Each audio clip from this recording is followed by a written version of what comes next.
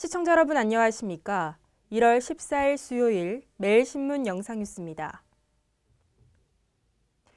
정부가 중상층의 주거 비용을 줄이기 위해 임대기간 8년에 기업형 임대주택 뉴스테이를 도입하기로 했습니다.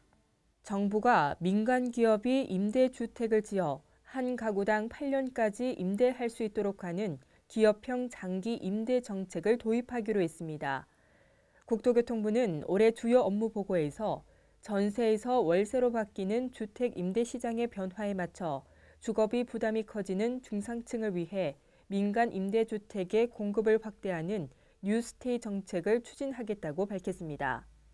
기업형 임대 육성을 위해 60에서 85제곱미터의 8년 장기 임대주택에 대한 취득세 감면폭을 50%로 확대하는 등 세제 혜택도 늘리기로 했습니다. 또 융자 금리를 내리는 한편 기업형 임대 사업자에 대한 기금 출자도 확대하기로 했습니다.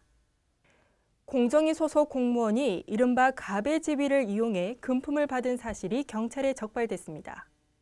대구지방경찰청 광역수사대는 담합행위 조사 무마 명목으로 돈을 받은 혐의로 공정거래위원회 대구사무소 54살 김모 과장을 불구속 입건했습니다. 또 김 과장에게 돈을 건넨 대구건축사회 산하단체인 대구건축공사 감리운영협의회 60살 이모 부회장 등 2명도 불구속 입건했습니다.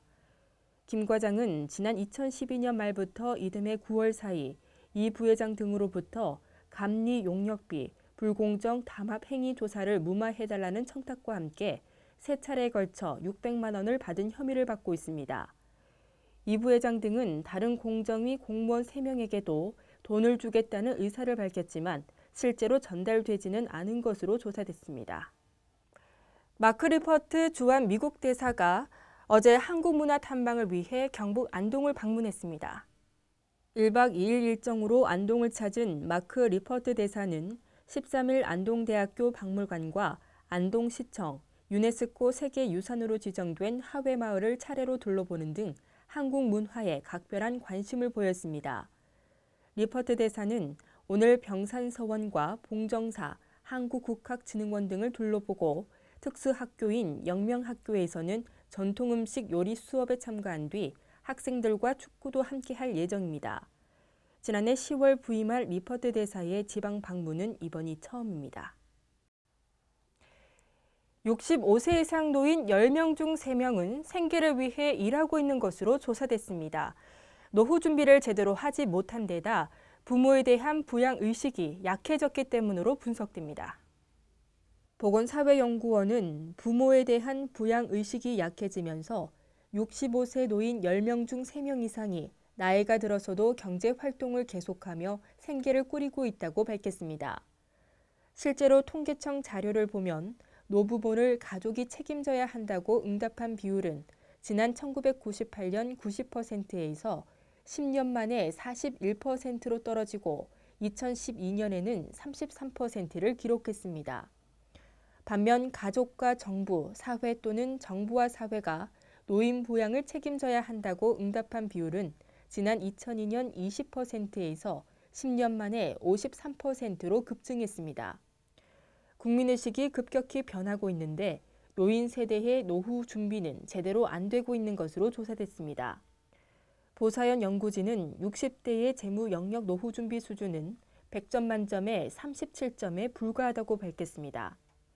이 때문에 은퇴 후 생활 유지를 위해 65세 이상 노인의 34%가 계속해서 일하는 것으로 조사됐습니다.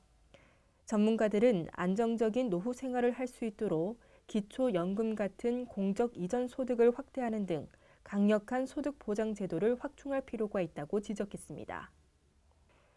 대구시가 2013년 지방세 징수율이 전국 17개 시도 가운데 가장 높은 것으로 나타났습니다. 행정자치부는 지난 2013년 2월 말 기준 체납지방세의 총 3조 5,373억 원에 대해 전국 지자체가 1년간 징수 활동을 펼쳐 9,604억 원을 거뒀다고 밝혔습니다. 대구는 체납액 675억 원 중 357억 원을 거둬 징수율이 52.9%에 달했으며 광주 역시 625억 원 가운데 절반 가까운 357억 원을 징수하는 성과를 거뒀습니다.